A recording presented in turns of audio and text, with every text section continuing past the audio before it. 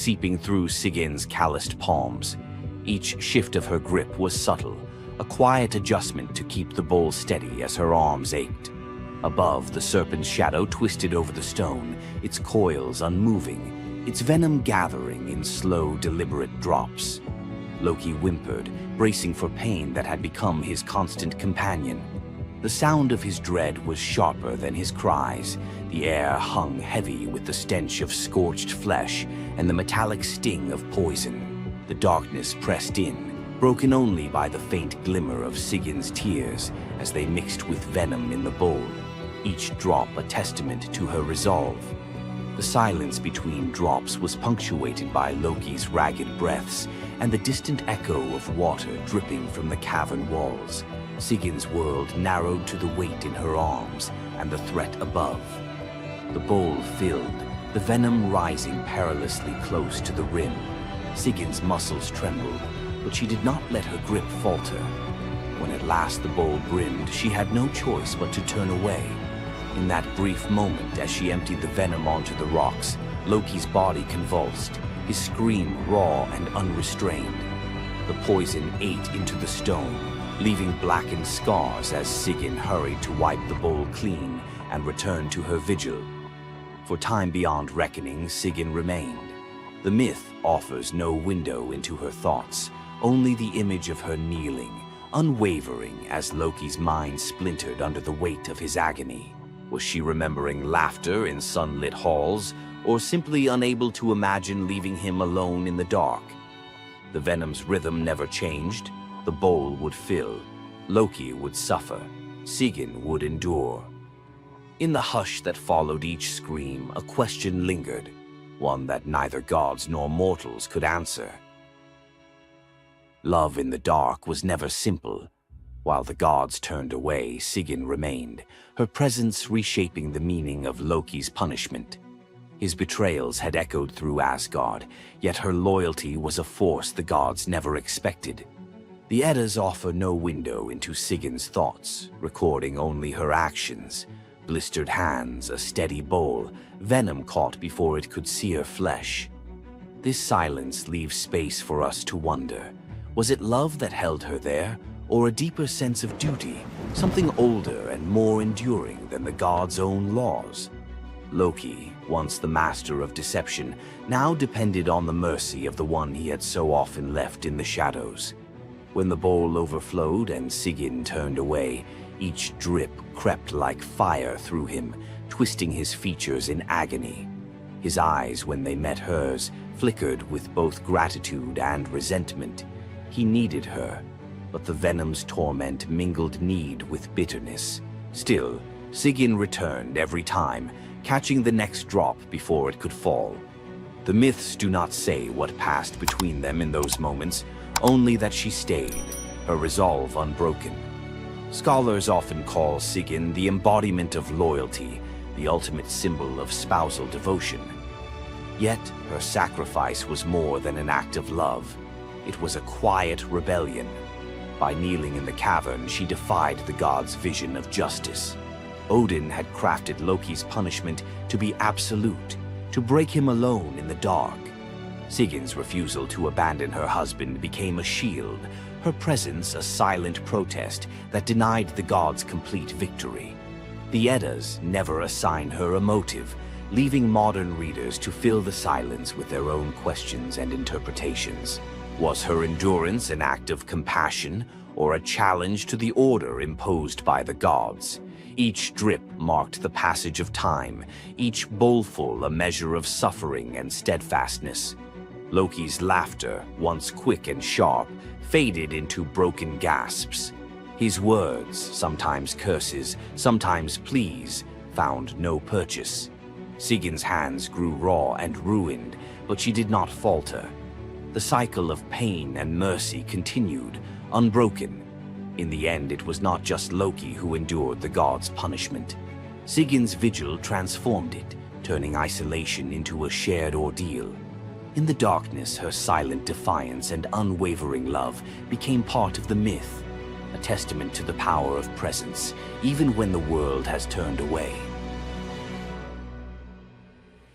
Sigin's vigil stands as one of Norse myth's quiet marvels, a steady presence in the shadows, her strength measured not in battle, but in endurance beside the one the gods condemned. As Loki writhed beneath the venom's relentless burn, Sigin's hands never wavered. The Eddas remember her not for words or deeds of glory, but for the silent rhythm of her care.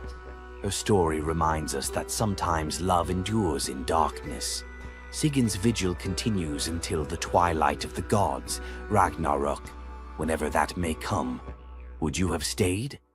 If Sigin's silent strength moved you, let us know in the comments or share your favorite Norse hero below. Thor, the thunder god, woke up to find his greatest nightmare had come true. Mjolnir, his mighty hammer that could level mountains and control lightning itself, was gone. Without it, the thunder god was powerless, vulnerable, and mocked. The weapon that defined his very identity as protector of Asgard had vanished without a trace. But what happened next would humiliate him more than any defeat in battle. To get his hammer back, Thor would have to do something that went against every fiber of his warrior identity. You won't believe the disguise he ends up in. It all began on what should have been an ordinary morning in Asgard. Picture Thor reaching for the leather grip that had been at his side for countless centuries, his fingers closing around nothing but empty air. The spot where Mjolnir should rest felt cold and wrong, like a missing tooth that your tongue keeps finding. Thor's morning routine, as predictable as sunrise over Asgard's golden halls, shattered in that single moment of realization. The hammer forged by dwarven masters, the weapon that could summon lightning and level mountains, had vanished without so much as a whisper of sound. The initial shock hit Thor like a physical blow. His hand remained suspended in space, still reaching for what wasn't there. Then panic crept in, cold and relentless. He let out a blood-curdling roar of sheer rage, the whole palace trembling. Without Mjolnir, he was powerless, vulnerable, and mocked, stripped of the weapon that made him Asgard's primary defender. The enemies that prowled the borders of the Nine Realms knew about his mighty hammer. They counted on Thor's strength to keep them at bay. Now that strength was gone. Word spread through Asgard's halls faster than wildfire. The other gods gathered in emergency council, their faces grave as they grasped the full scope of the crisis. Odin's ravens had brought no news. The watchmen at the gates had seen nothing. Mjolnir had simply disappeared, as if it had never existed at all. The assembled gods understood what Thor's loss meant for their realm. Asgard stood vulnerable, its greatest protector reduced to a shadow of his former self. Loki stepped forward through the crowd of worried gods, his familiar, cunning smile playing at the corners of his mouth. He offered to investigate the theft using his shape-shifting abilities, volunteering to venture where other gods could not go undetected. The council accepted his proposal immediately, desperate for any lead in their search. Thor watched his brother prepare for the mission, knowing that Loki's success or failure would determine his own fate. Loki first borrowed Freya's magic feathered coat, allowing him to fly in falcon form to Jotunheim without raising alarms. Each dead end pushed Thor deeper into desperation. He imagined facing his enemies defenseless, their laughter echoing as they realized the thunder god carried no thunder. The trail finally led to the most dangerous territory of all, Jotunheim, the realm of the giants. Loki strode into the council chamber with the confident gait of someone who had solved a mystery, but his expression carried an ominous weight. The giant Thrym, lord of the frost giants, had openly boasted about his theft from his massive throne of ice and stone. He had buried Mjolnir 8 leagues beneath the frozen earth of his realm, thrice deeper than any giant's hall, he claimed, placing it where even Thor's strength would be useless. Thrym had what he thought was a simple demand for the Norse gods. He wanted the beautiful goddess Freya as his bride in exchange for the hammer's return. The giant had fixated on her legendary beauty and grace, convinced that possessing both Mjolnir and the goddess of love would make him the most powerful being in all the 9 realms. His arrogance knew no bounds as he described his elaborate wedding plans to Loki, speaking of golden halls and feasts that would last for weeks. Thrym believed the gods had no choice but to accept his terms. When Loki spoke to the council about Thrym's demand, the council fell silent. Freya's reaction shattered the tense quiet that followed Loki's report, causing her rage to break the Brysinger necklace, its gems scattering across the floor in glittering fragments. She declared she would rather throw herself into the deepest ocean than marry the frost giant who dared make such a demand. The gods found themselves trapped in an impossible situation.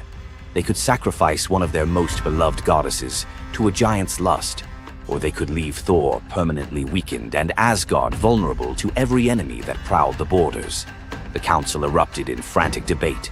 Some suggested launching a full assault on Jotunheim, but Thrym's fortress was impregnable and his army vast. Others proposed trickery or negotiation, but every path led to either devastating war or humiliating surrender.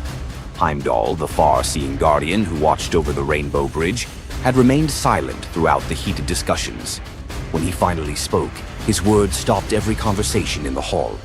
His suggestion was so outrageous, so completely unthinkable, that even Loki's jaw dropped open in shock. The gods stared at Heimdall as if he had lost his mind, but they were out of other options. What he proposed, however, would challenge everything Thor stood for as a warrior. Heimdall's words hung in the air like a challenge to the very foundations of Norse honor. The far-seeing god had suggested that Thor disguise himself as a bride and infiltrate Thrym's wedding feast to recover Mjolnir. He spoke with calm authority, tie housewife's keys about his waist, and pin bridal jewels upon his breast. The idea was so fundamentally opposed to Norse concepts of masculine honor that Thor's initial response shook the very walls of Asgard. He declared the plan preposterous and swore he would never hear the end of it if word spread that the Thunder God had dressed as a woman. The assembled gods watched in tense silence as their mightiest protector wrestled with a challenge that could not be solved through brute force or lightning strikes. They had already considered launching a full assault on Jotunheim, but Thrym's fortress was impregnable and his army vast. No other choice remained.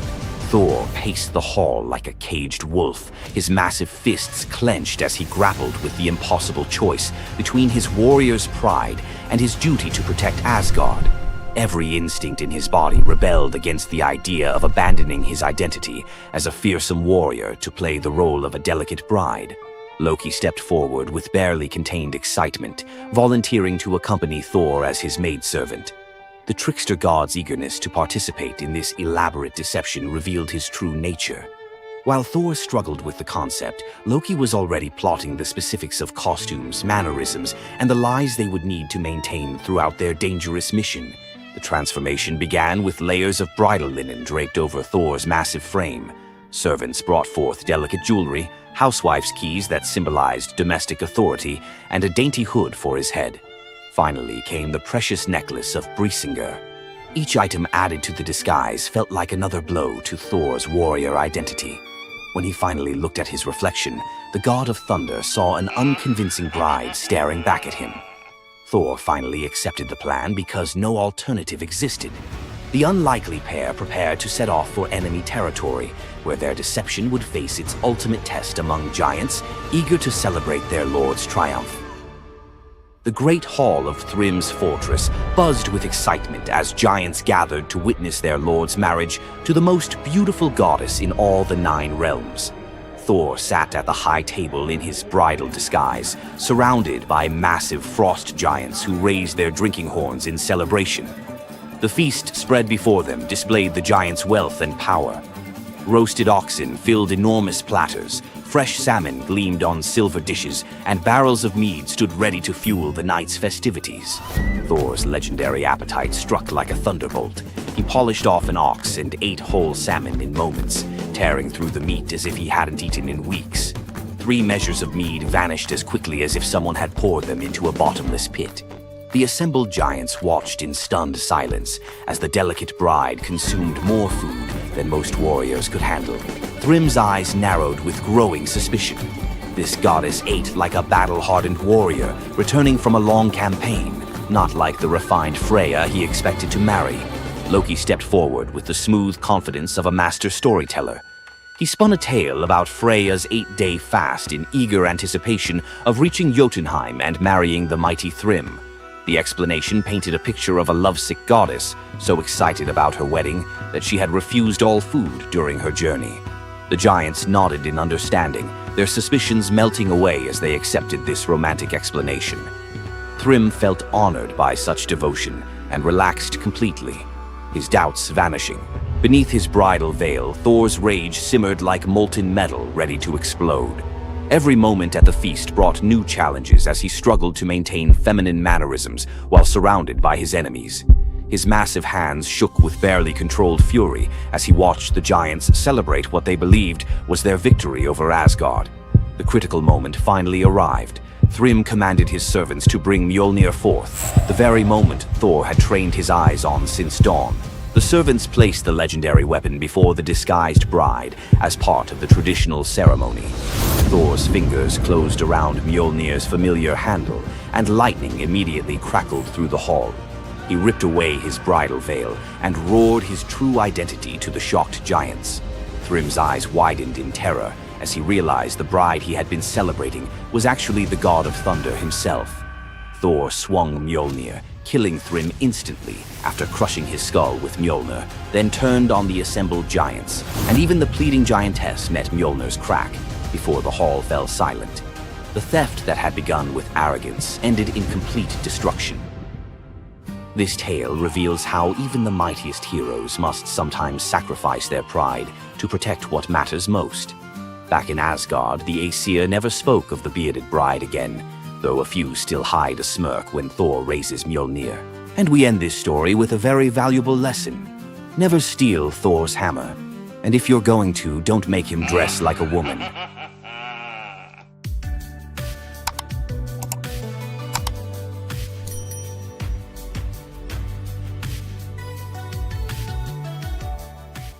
What makes Zeus, the mighty king of the Greek gods, one of the most fascinating figures in mythology? Is it his unparalleled power over the skies, his cunning strategies, or the sheer drama of his endless affairs? While his tales are legendary, there's one story that stands out: the epic battle that earned Zeus his throne, the Titanomachy.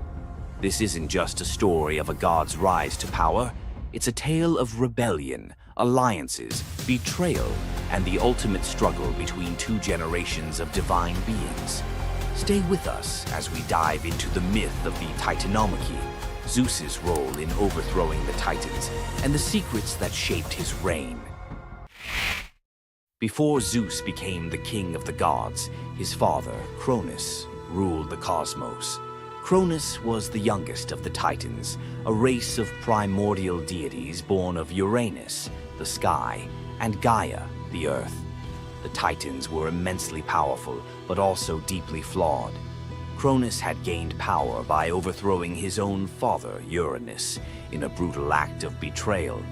But just as Cronus had betrayed his father, a prophecy loomed over him, warning that one of his own children would overthrow him. To prevent this, Cronus took a horrifying precaution. He swallowed each of his children as they were born, imprisoning them in his stomach for eternity. But Gaia, the ever-watchful mother of the gods, wasn't about to let this happen again. When Rhea, Cronus's wife, gave birth to Zeus, Gaia devised a plan. Rhea tricked Cronus by handing him a stone wrapped in swaddling clothes, which he swallowed, believing it was his newborn son. Meanwhile, Zeus was spirited away to a hidden cave on the island of Crete, where he was raised in secret. Zeus grew up under the care of nymphs and a goat named Amalthea, who nourished him with her milk.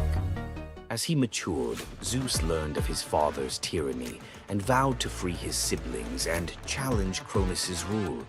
Zeus couldn't take on Cronus and the Titans alone. He needed allies. His first move was to rescue his siblings trapped inside Cronus. With the help of the goddess Metis, Zeus tricked Cronus into drinking a potion that caused him to vomit up his children: Hestia, Demeter, Hera, Hades, and Poseidon, fully grown and ready for battle. Now united, the 6 Olympian siblings declared war on Cronus and the Titans. But the Titans were powerful, and the war, known as the Titanomachy, would rage for 10 years with no clear victor. Realizing they needed an advantage, Zeus turned to the most unlikely of allies, the Hecatonchires and the Cyclopes. These were monstrous children of Gaia and Uranus, imprisoned in Tartarus by Cronus out of fear of their immense power. The Hecatonchires had 100 hands and unparalleled strength, while the Cyclopes were master craftsmen. Zeus descended into Tartarus, defeated its terrifying guardians, and freed these imprisoned beings. In gratitude, the Cyclopes forged weapons for Zeus and his brothers. Zeus received the thunderbolt, Poseidon the trident, and Hades a helmet of invisibility. With these tools and the raw power of the Hecatonchires, the Olympians finally had the upper hand. The final clash of the Titanomachy was a cosmic spectacle. The Titans, led by Cronus, unleashed their full fury, shaking the very foundations of the universe. Mountains crumbled, seas boiled, and the skies erupted in chaos. But Zeus and his allies were relentless. Zeus hurled his thunderbolts with unerring precision, scorching the battlefield and scattering the Titans' ranks. Poseidon unleashed massive earthquakes, and Hades used his helmet of invisibility to sow confusion among their enemies. The Hecatonchires proved invaluable, hurling massive boulders with their 100 hands, overwhelming the Titans. One by one, the Titans fell, their immense power no match for the combined might of the Olympians and their allies. Cronus was the last to fall. Zeus struck him down with a thunderbolt so powerful that it split the skies. With Cronus's defeat, the Titanomachy was over. With the Titans defeated, Zeus and his siblings faced a choice: what to do with their vanquished foes. In a move both strategic and ruthless, Zeus imprisoned the Titans in Tartarus, deep within the underworld, where they would remain for eternity under the watchful eye of the Hecatonchires. Zeus then divided the cosmos with his brothers. He claimed the skies as his domain, Poseidon took the seas, and Hades ruled the underworld. Together, they established the rule of the Olympians, with Zeus as their undisputed king. But the Titanomachy left scars. Gaia, enraged by the imprisonment of her Titan children, gave birth to new monstrous beings to challenge Zeus's reign. Among them was Typhon, a creature so fearsome that even the gods trembled before him. Typhon's battle with Zeus is another story for another day, but it serves as a reminder that power in the ancient world was never secure. Zeus's rise to power marked the beginning of a new era, but his reign was anything but peaceful. While he was the king of the gods, his rule was marked by constant challenges, from rebellious mortals to jealous deities and his own unquenchable desire for love and control. Zeus was both a protector and a tyrant, a figure who inspired awe and fear. His thunderbolts were a symbol of justice, but they were also a tool of destruction. He fathered countless children, both mortal and divine, and his many affairs often sparked conflict among the gods. Yet, despite his flaws, Zeus's rule brought stability to a chaotic world. Under his reign, the gods established order, overseeing the realms of humans and maintaining the delicate balance between earth, sea, and sky. The myth of Zeus and the Titanomachy isn't just a tale of war. It's a story about the cycles of power and rebellion. Just as Zeus overthrew Cronus, who had overthrown Uranus, Greek myths suggest that even the mightiest rulers are vulnerable to the forces of change. Zeus's story reminds us that leadership comes with its own set of challenges. It's not just about gaining power, it's about maintaining it, often at great cost. Zeus's rise to power is one of the most thrilling tales in mythology, filled with battles, alliances, and sacrifices. But what do you think? Was Zeus a just ruler, or was he simply another tyrant destined to fall like the Titans before him? Let us know your thoughts in the comments below. Don't forget to like this video if you enjoyed this dive into Greek mythology, share it with fellow myth lovers, and subscribe to our channel for more epic tales from the ancient world. Until next time, remember, The gods may rule from above, but their stories remind us of the struggles we all face below. You thought fairy tales were magical. Think again. The real origins of these classic tales are disturbing, gruesome, and filled with horror. Many of these stories have been sanitized for modern audiences, but their original versions were filled with betrayal, curses, and brutal consequences. From Pinocchio's horrifying fate to the true story of Bluebeard, let's dive into the darker side of fairy tales that history tried to erase. Fairy tales weren't always about happily ever after. Many of them were cautionary tales, warning of real dangers, human cruelty, and supernatural horrors. 1. The original Pinocchio, a gruesome fate. Before Disney made him a lovable puppet, Carlo Collodi's original Pinocchio was a terrifying little troublemaker. Instead of learning his lesson, he was hanged from a tree by a group of bandits, left to suffocate as a punishment for his misdeeds. 2. Bluebeard, the serial killer's tale. Bluebeard was not a misunderstood nobleman. He was a full-blown serial killer. In Charles Perrault's version, Bluebeard marries multiple women and forbids them from entering one locked room. When his latest wife disobeys, she discovers the corpses of his past wives, hanging from hooks. He nearly kills her too, but she's saved at the last second by her brothers. Some believe this gruesome tale was inspired by real-life figures like Gilles de Rais, a nobleman convicted of horrific crimes. 3. The Pied Piper, a tale of mass disappearance. The Pied Piper of Hamelin was not just about a man who played music to lead away rats. He also took the children. In some versions, the town refuses to pay him for his services, so he takes revenge by luring all of their children into a cave, where they are never seen again. Historians believe this could be based on a real event, where an entire group of children from Hamelin mysteriously vanished in the Middle Ages. 4. Rumpelstiltskin, a vengeful trickster. In the original versions of Rumpelstiltskin, when the young queen guesses his name, he doesn't just leave. He flies into a rage so intense that he tears himself in half. In some versions, he stomps on the ground in fury, falling into a pit and disappearing forever. His obsession with taking the queen's child has led some to believe he wasn't just a trickster, but something far darker. 5. The Robber Bridegroom, a wedding night nightmare. This lesser-known grim tale tells the story of a young woman forced to marry a wealthy man. Suspicious of her husband-to-be, she follows him to his home, only to discover that he and his band of robbers murder and eat women. She watches in horror as they butcher a young girl, cutting her into pieces. Luckily, she escapes and exposes them, leading to their execution. 6. The Juniper Tree, a tale of cannibalism and revenge. One of the most horrifying grim fairy tales, The Juniper Tree tells of a stepmother who decapitates her stepson, cooks his body, and feeds it to his unsuspecting father. The boy's sister buries his bones under a juniper tree, and from the tree the boy returns as a vengeful spirit, transforming into a bird and dropping a millstone on his stepmother, crushing her to death. 7. The Girl Without Hands, a story of betrayal and survival. In this disturbing fairy tale, a poor man accidentally sells his daughter to the devil in exchange for wealth.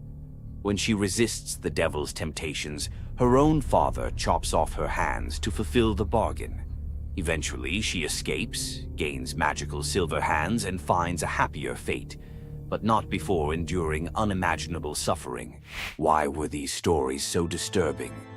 Fairy tales weren't just for children. They were warnings, morality lessons, and sometimes outright horror stories meant to instill fear and obedience. Over time, many of them were altered, softened, or rewritten to make them more acceptable. Which of these dark fairy tales shocked you the most? Want to uncover more forgotten stories and chilling legends? Subscribe now and dive into the forgotten history of fairy tales. What would you do if you gave up everything for love, only to be betrayed by the one you trusted most? In the Greek myth of Medea, love led to ultimate revenge, and the consequences were deadly. Let's dive into this tragic tale. Medea, a sorceress of immense power, fell in love with Jason, the leader of the Argonauts, when he came to her homeland seeking help. Medea, who was deeply in love with him, used her magic to aid him in his quest for the Golden Fleece. She betrayed her own family, murdered her brother, and helped Jason achieve his goal, all out of love for him. Once Jason had the fleece, Medea fled with him to Greece, where they started a life together. But as time went on, Jason's love for Medea faded. He decided to marry Glauce, the daughter of Creon, the king of Corinth, in an effort to secure a more powerful position. Medea, heartbroken and furious at the betrayal, decided to exact her revenge. She used her powers to craft a poison so deadly that it would burn Glauce alive when she put on a beautiful dress that Medea had sent her as a gift. But Medea didn't stop there. In her grief and rage, she murdered her own children, Jason's children, to ensure he would suffer the most for his betrayal. The pain of losing everything she loved was unbearable.